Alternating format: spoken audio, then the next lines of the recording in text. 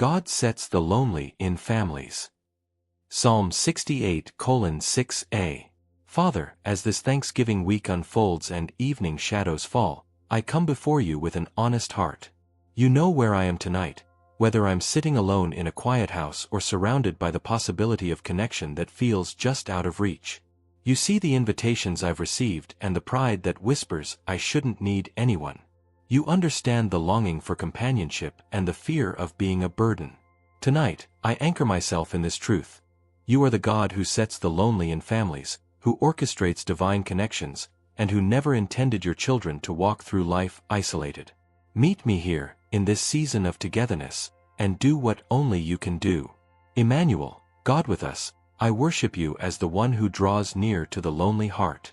You are not a distant deity observing from afar. You are the friend who sticks closer than a brother, the companion who never leaves, the father who runs toward his children. I exalt you as the builder of community, the one who knits hearts together in ways that transcend age, circumstance, and season. Tonight, I surrender my pride, that stubborn independence that keeps me from accepting help or extending invitations because I don't want to appear needy. I release my fear of rejection, the voice that says I'm too old, too slow, or too much trouble for others. I lay down the barriers I've built around my heart, those protective walls that were meant to shield me from disappointment but have also kept out blessings. Break through, Lord. Make me vulnerable enough to receive and courageous enough to reach out. I declare that even in solitude, I am never truly alone. Your presence fills every empty chair, every silent room, every holiday that feels heavier than it should. The world may define loneliness as the absence of people, but I know a deeper truth. You are near to the brokenhearted and save those who are crushed in spirit. Psalm 34:18. When I miss the spouse who once sat beside me at Thanksgiving tables, you sit with me now. When I think of children or grandchildren too far away to visit, you remind me that your love bridges every distance.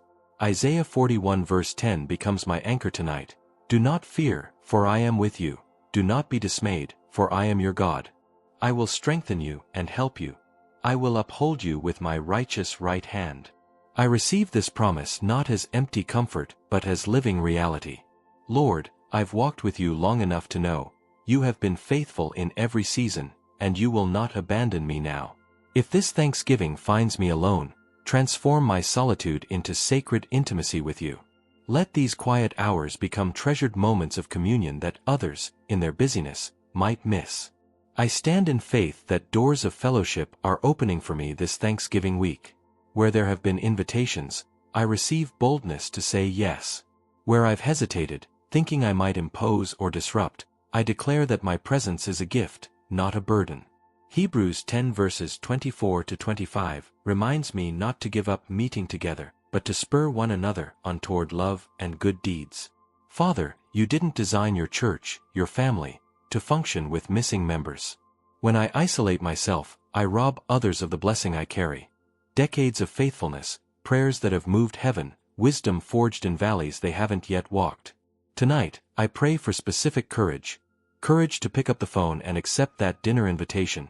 Courage to ask a neighbor if they'd like company. Courage to show up at the church gathering even when it's easier to stay home. And where I have the capacity to extend invitations, it emboldens me. Perhaps there's someone lonelier than I am, waiting for a kind word, a place at the table, a reminder that they matter. Ecclesiastes 4:9-10 declares, "Two are better than one, because they have a good return for their labor.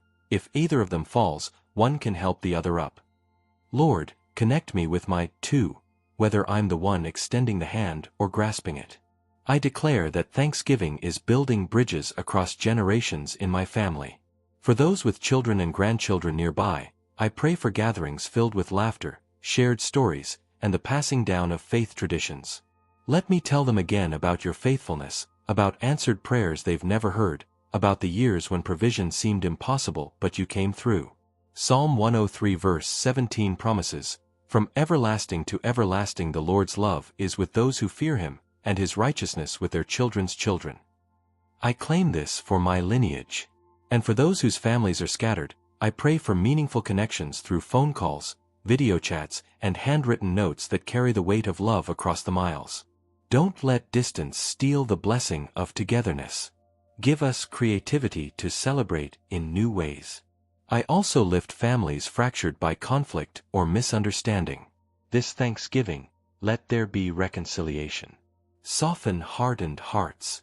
Bring prodigals home. Heal what's been broken.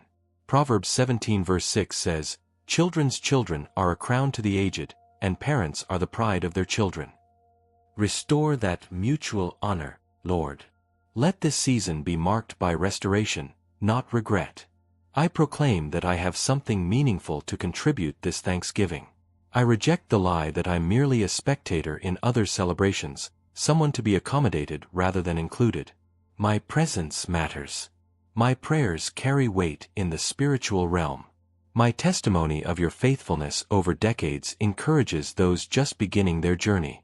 Psalm 92 verse 14 declares that the righteous will still bear fruit in old age, they will stay fresh and green. I am not past my prime in your kingdom, I am in my season of greatest fruitfulness.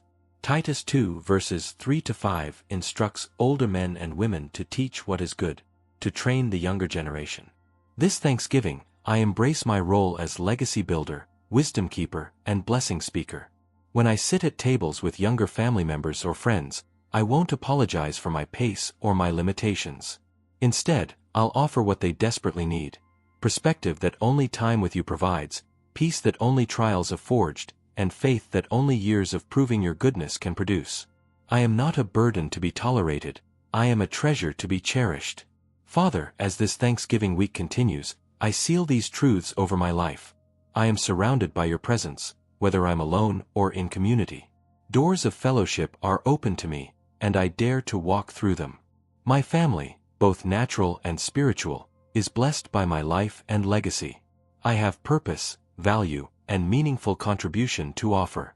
I thank you in advance for divine appointments you're orchestrating even now, for conversations that will encourage my soul, for moments of connection that will remind me I belong to something larger than myself.